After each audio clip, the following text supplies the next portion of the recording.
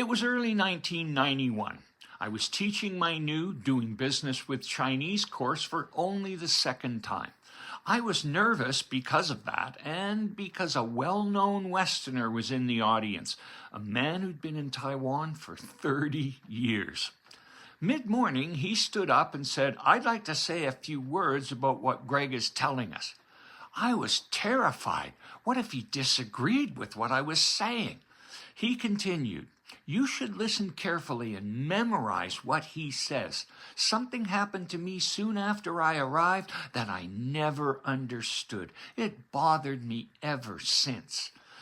But not anymore. Now I know what happened and why. I wish I had learned Chinese thinking a long time ago." Wow, I bought him lunch. I tell the story to show that living in the West won't necessarily teach people Western thinking. They can still have a fine life and career, certainly, but they'll never feel as comfortable as they could be or be as successful as they could be. A key rule of cross-culture is that in order to fit into a new culture, a person must do things they were taught were wrong, bad, impolite, incorrect. Well, it is hard to do a wrong thing on purpose, so they either don't do it well or even at all. Everything about doing the uncomfortable thing is negative. They believe it's wrong. Everyone they know back home believes it's wrong. And they have a small mother on their shoulder telling them, "Don't do that, it's wrong." That is a lot of pressure. They need a positive reason to do the wrong thing. How do they get that? Well, by learning why Westerners believe doing the wrong thing is right, good, polite, correct, and why it's important to them. Now they have a positive reason for doing it. They are learning it to fit in by meeting Western expectations.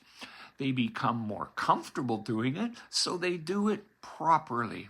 Fitting in means people have no reason to look at them because they don't make cross-culture mistakes. One reason for this is obvious. They've learned the right thing to do and they do it properly. The other reason is they've achieved the real cross-culture goal, understanding Western expectations and how Westerners think. If they know these, they can guess the right thing to do in a situation that they've never thought of. Learning Chinese thinking helped make my 14 years in Taiwan one of the best times in my life. I stopped worrying about cross-culture mistakes and got along with life. Learning to look for what a person, group, or culture thinks and expects and why is an important life skill. No matter where you live or what you do, you will have much more of a success with people if you know how they think, what they want, and why.